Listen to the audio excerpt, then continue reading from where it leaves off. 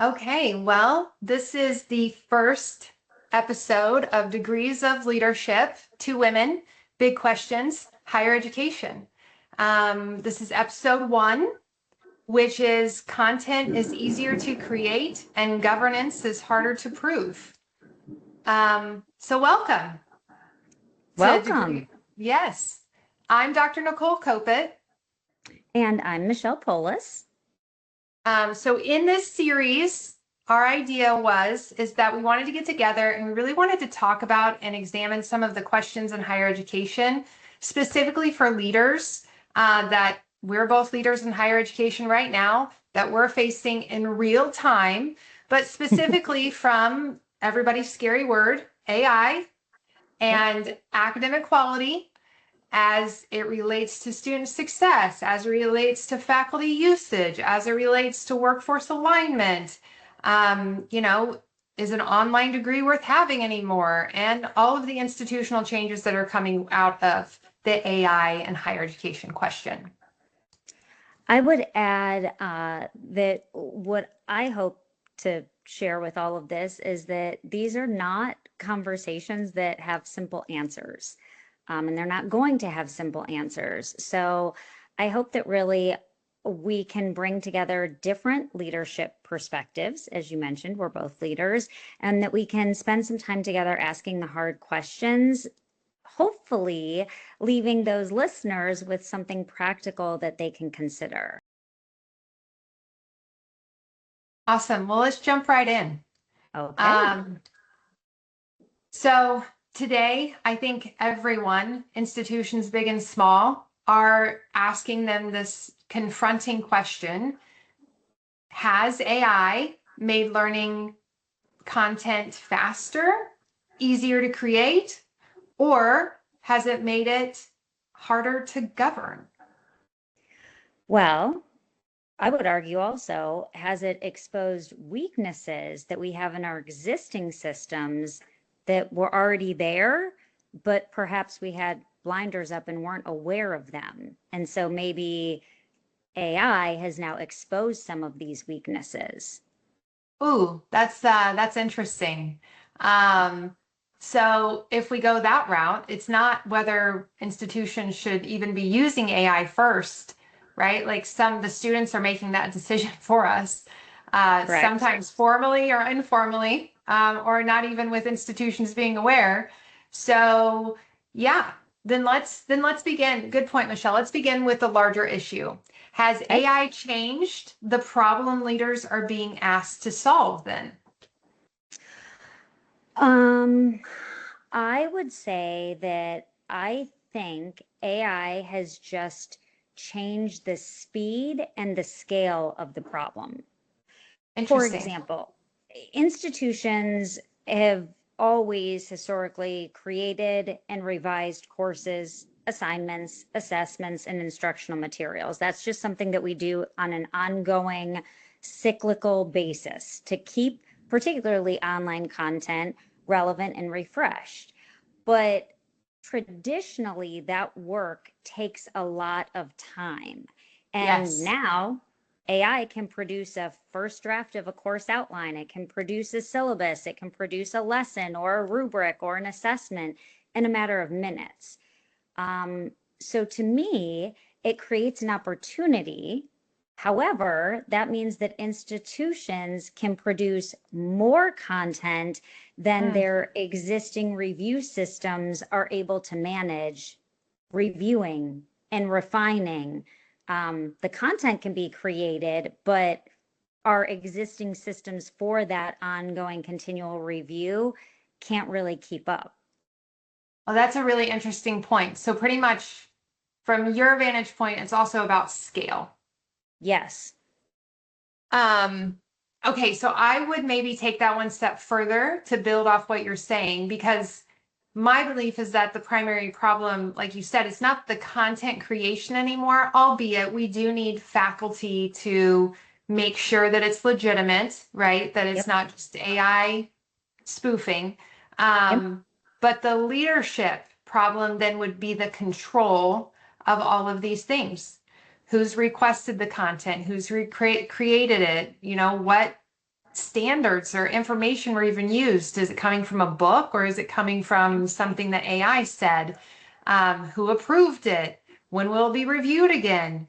I think if the leaders can't answer those questions, faster production may be great, but it also means a faster institutional risk. That is true. I do agree. Although I might say that we should caution leaders against responding by trying to slow everything down until they have a perfect system, because we know that's not realistic. So institutions can't spend 2 years developing an AI governance framework because, as you mentioned before, faculty are already using it, staff and students are already using the technology. So leaders have to create responsible guardrails, test them, learn from that implementation, and then be able to improve them over time. I think this is probably where we differ just a little bit because I agree Okay. you can't send it to the AI committee for, the policy to die. Yep. But I think our differences are productive because I agree we can't wait for perfection, but I also think there's got to be some sort of minimal governance structure before it reaches the students. And I understand it already has, students are using it now, right? Yep. But at least having some sort of a governance inside of an institution at a minimum, we would have then clear ownership, some sort of human review, a documented approval process, something within faculty and students that would be a governed entity. Yes, and I think that's where those guardrails that I mentioned earlier come into play. I think we need to then move forward, but do so deliberately. And do not confuse speed with readiness. Yes. I don't think that AI has eliminated the need for leadership. I actually think it has increased it exponentially. I think you're right. I do think you're right. I think it has exposed a lot of holes that we potentially as leaders didn't think we had. Yep. Um, but the faster that all this moves, the more I think we need more ownership, more oversight, and most importantly, accountability, whether that's on the students' behalf or the faculty's. All right, so let's switch gears for a second. Brings me to a question now. Which AI decisions actually should belong to institutional leadership? Oh, that's a good question. That's a really good question. And I think depending on the institution, the answer probably differs, right? Mhm. Because it all has to do within the academic process. For an example, so let's say that AI might help generate an idea or create an initial draft. Like that's how a lot of our students, I would say at the Yep. institution I'm at, that's how they're using it and saying, hey, this is how I'm using it. But I don't know that it should independently do only curriculum or validate academic quality, or replace, it definitely can't even replace, right? Like the DOE has been very clear, it can't replace the role of the faculty member. So that's a big no-no. Those boundaries cannot be left alone to just individuals' preferences. I would agree, but I also think that leadership needs to determine then where that ownership sits. For example, like who owns the AI strategy? Is it IT? Is it academic affairs? Is it compliance? Is it instructional design? Is it the faculty? I personally think that the honest answer is that all of those areas have a role, but shared responsibility quickly becomes no one's responsibility if the rights are not clear. It's Yeah. interesting. One of my prior mentors used to always say, the fastest way to starve a dog is ask two people to feed it, because then nobody feeds it. That's what it reminds me of here, is when everybody has a role, everyone has shared responsibility, but then no one really has ultimate decision rights, or everyone thinks someone else does, and then therefore no one does. Yeah, so it creates a lot of ambiguity. This collaboration of sorts has now Yep. created all this ambiguity on who's going to do what and who shares it. So then I would say my approach to that would be that a governed structure should identify who can recommend a change, who can review a change, who can approve a change, and who is ultimately accountable for the result, the whatever that is. Okay. AI should, I think, be governed, but that structure of that governance matters in every institution, so that the dog gets fed. Smaller Yeah. institutions won't have as many people involved, Mhm. but that doesn't mean that it's not important. And actually, I think limited staffing creates more clarity because then if there's only two people, you can say, we'll do it, we'll feed the dog every other day. Yep, exactly. And the process has to be practical. If the approval system then becomes so complicated, what happens? I'm sure we've seen this, people start working around it, and it's not actually functioning as governance at all. Right. It becomes a policy that is not, it's not an effective policy. I mean, how many times have you seen that even like with a late policy inside of an Yep. institution? Nobody can do it. No one can implement the late policy the same way. Never.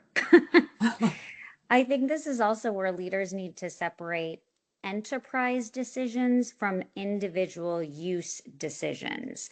So, an instructor using AI, like you said, to brainstorm examples is fundamentally very different than an institution using AI to generate large portions of a course or an assessment.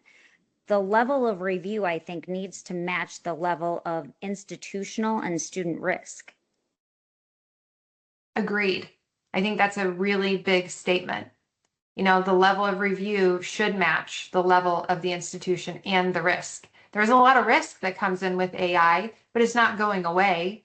Um, so then the leadership, right, would then need to establish some sort of risk framework so that instead of treating every use of AI as it would carry the same consequences. Um, Okay, so then I feel like that's kind of a takeaway, right? We've Yep. got AI governance almost begins with defined decision rights. Who recommends it? Who reviews it? Who Yes. reproves it? Who remains accountable? Yep. Yeah. And then that would make the shared responsibility pretty clear. Shared responsibility, I think, only works when individual responsibilities are clear. Good. That's a great, good point. Okay, then let's move on to a third question that I Ooh. am sure that you have experienced, and I think is really important. What should leaders be able to prove about the AI supported learning content? And Mm. for me, this always comes back to academic quality, whether that's the content that's being put out there, the institutional usage of AI of inside, just like as leaders, whether that's students. I think there's an academic quality perspective that's really important. I agree. But I might broaden that definition outside of just academic quality to what is the evidence, because documentation tells us that a process occurred, but it doesn't automatically tell us whether or not that content worked. So I think leaders should be able to examine student engagement, learning outcomes, and assessment performance, along with faculty feedback and student feedback. I think the piece that's missing is I think it's academic quality and evidence are two things that we should be looking for. That's a really important distinction because the compliance evidence and the effective evidence are related, but they're not interchangeable. So the Okay. institution may be able to prove that they followed a process, but they could still discover, right, that maybe the course that they have out there did not produce the intended learning. And we see that whether AI is involved or not. Correct, exactly. Governance should not end when a course is launched. We should be able to follow it through its full life cycle. So think about the development of it with the SMEs, faculty, experts, with the review of that content, with the approval of it from a dean or senior academic leader, to the delivery of that, to the evaluation of it, to the revision, and then the eventual replacement or retirement of that. And I think it goes through the entire cycle. Okay, so that's kind of interesting because that's a great example. And then that would also probably result in some sort of version control. Yes, Um, exactly. and as we know from working in higher education for 20 years, you know, if the institution can't say which version of the course or the assessment or the policy the students received, it becomes really difficult to do much more. And in addition to that, scaling becomes almost impossible because think about it, when files, approvals, standards, comments are spread across, this has happened to me, emails, shared drives, they're in separate documents and individual computer memories. Leaders can't ever have one reliable picture of the work that was actually done. Oh my gosh. And this is, I think, where institutions find themselves, like even being like a site reviewer for accreditation. I mean, so many institutions, I think, find themselves, the work is happening and they're able to talk about the work. They're able to show the work. You go on their campus and they're so excited and here's all the work. But then whenever you read, you know, their self-study before you get there, you're like, wait. This is all fragmented and I'm not sure who does what. Yep.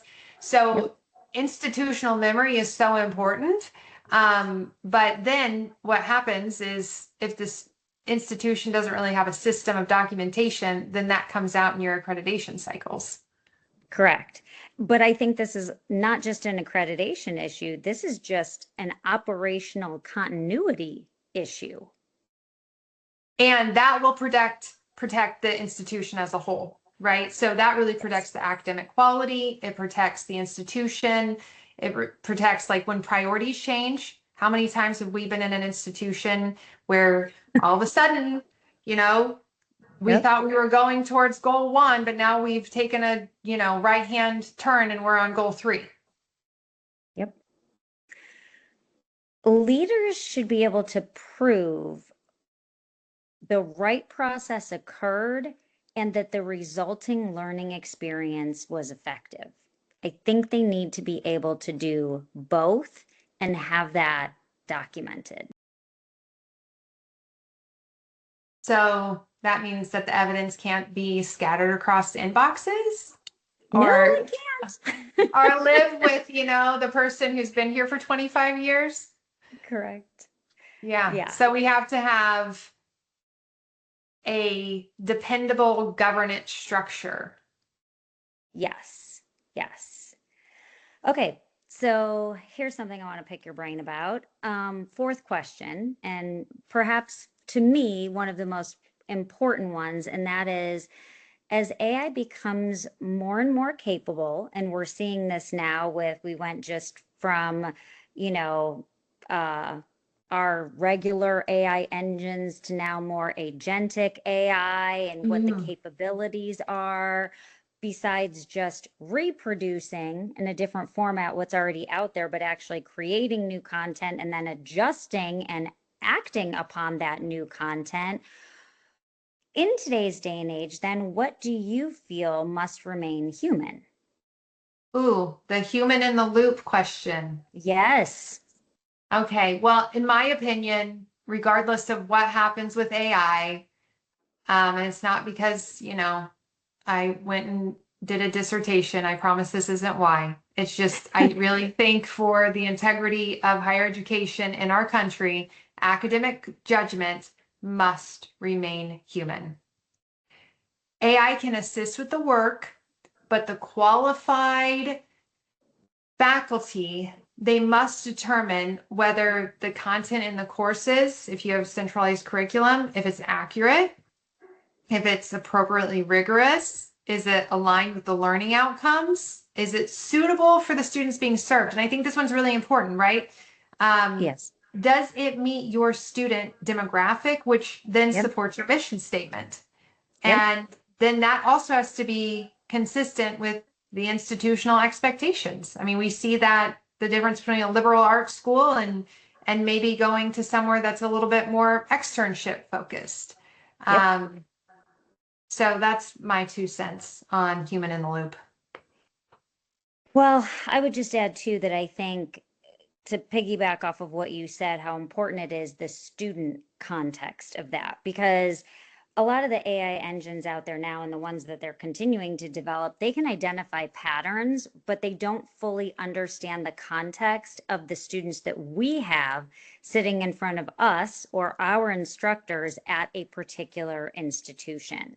So they're not going to necessarily fully understand the student who is struggling, who is returning to school after many years, who is Yes. balancing work and family, who's learning English as a second language or trying to enter a new profession. So education is not merely just the delivery of content. It's more holistic than that. And that's where I think the human needs to remain in the loop, because the AI doesn't have that context. 1,000%. I agree with that 1,000%. And I don't know about you, but that right there is why I wanted to get into higher ed in the first place. Exactly.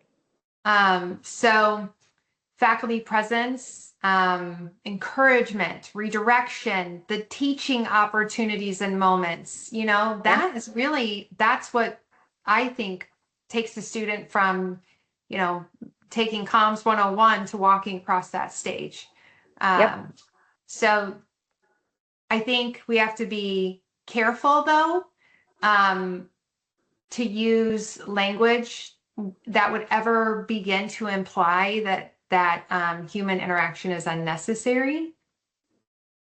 I completely agree. I was actually just having a similar conversation with my seventh grade son last night, who was doing his homework and just said, well, mom, I can just use AI for this, or I can just do this. And I was thinking about, in his world, what that means as a seventh grader, and then what the larger implications are as will inevitably continue to use it in high school and in college. And his unique learning preferences, learning styles, learning needs, and what we, have talked about previously, but always connecting with a student's why and the Yes. foundation of something. It's very easy to just pull information from somewhere, but why is that information important? And I think that's also where a human is able to make that connection. So I do think that AI can give faculty more time, however, because it can be efficient for those human connections and those human responsibilities. It certainly helps reduce, and has for me, and I know some of my faculty, it reduces those repetitive administrative tasks. It will help faculty develop an initial draft or give me an exemplar of this assignment, things that they might spend hours doing, providing sample feedback that they can add upon. So it's not all that they're giving the student, because they're still present to have that human connection, but it is providing supplemental things, supplemental tools for learning that can be done much more effectively and efficiently with the use of AI, so that it frees up the faculty to have more time to do that important human work. I would say yes, but with a really important condition. I'd put an asterisk on that. Okay. As long as AI doesn't replace the faculty, um, Yes. usage of it that part of the time potentially that they're saving has to be reinvested in the part that requires the human expertise. Like, why are they the faculty member in the first place? Um, because you don't want to have, just an improved, I think, experience, because now we get the information more readily. I think you've got to have those teaching, you still have to have those teaching moments for the students. That's fair. That's fair. Okay. So efficiency should improve quality and capacity, not just create pressure to produce more. Yes. Okay. And I think students and faculty alike need transparency in AI usage. That's just, and I think every institution is probably out there struggling with that on some level. Agreed. Agreed, agreed, agreed. Institutions should model the same responsible AI practices that they expect from students. Yes. Yes. Okay. So for me, I'm taking away from that AI can help support the academic work, right? But a Yes? human must always be in the loop and responsible for judgment and quality and context and the student's learning experience. Yes, the goal is not to remove ever, I don't think it should ever be the goal to remove Yes. people from education. That's what makes it so special. But it can be to give people better tools to perform the parts of education that matter most. That's a really, really good way to wrap that up. Okay. So I have one more question for you today, Michelle. Okay. Okay. How does an institution move from just talking about AI to Ooh, building a learning infrastructure that can actually responsibly support it? that's a great question. And I think this is one that many institutions are struggling with right now. I think that it begins by recognizing that an AI policy is not the same thing as an AI system. Let me clarify. A policy explains what people should do. An AI system or the infrastructure behind that makes it possible for people to follow that policy consistently. Okay. Interesting. So are you saying that then institutions need more general statements about responsibility usage, like repeated workflows or versioning or continuous improvement? We love to use that word in higher ed. Well, I think that those workflows need to be visible, yes, but I think leaders should be able to see where a course or a project is in the process.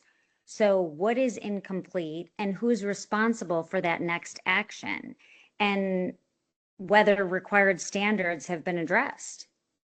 Okay. And that's probably where a lot of institutions will discover that their technology maybe does not always reflect the actual academic processes. Yes, I know in all of the institutions that I've seen, or, you know, there's always several systems that store like the one piece of work, yes, but there's not always this connected workflow for how it decisions maybe move from this idea that lives on this Word document to an implementation of a project. yes. The answer isn't just purchasing more technology, though, which I think is often the quick answer when we have that. Sometimes institutions really just need to simplify their process. Technology can't repair when ownership is not clear or has unnecessary steps. It usually what technology does then is it comes in and it just automates the confusion that already exists.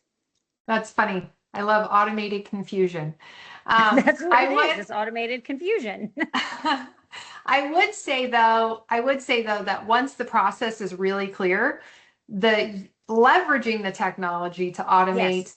is is so nice. But you're right, the process has to be super clear. There has to be the right infrastructure, it has to be consistent, it has to be sustainable, it has to be transparent. Yes.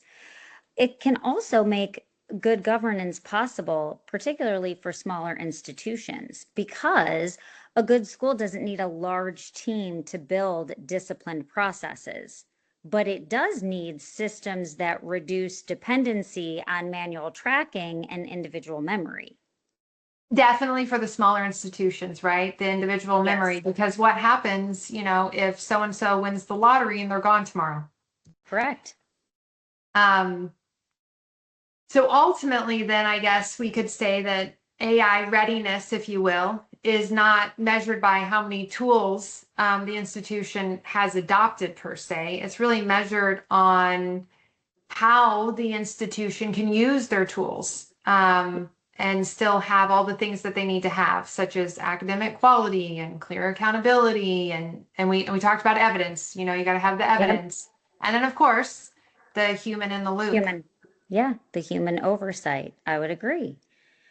Um, so my takeaway from this is probably that an AI policy sets the expectations, and I think that's where a lot of schools start and probably need to start is with an AI policy. That's Yes. the foundation of the expectations. Then the learning infrastructure needs to turn those expectations into consistent action. And that's what comes with more of an AI system. I would agree with that. I would agree with that. And that AI system to me has to be that governance process because if you don't have the governance process, an institution can't scale with their AI adoption. Yes, yes. So if we bring all five of our questions together, it's really not the message shouldn't be then that institutions should fear AI. I think not at all. No, definitely don't need to fear it. However, I would say though, um, the message is that leaders must have to learn to govern it. AI can help institutions, but speed alone does not create quality. And innovation alone, as we talked about, doesn't really create accountability either.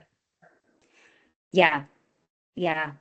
Institutions need to be flexible enough to be able to experiment and learn as the AI continues to develop and will continue to develop.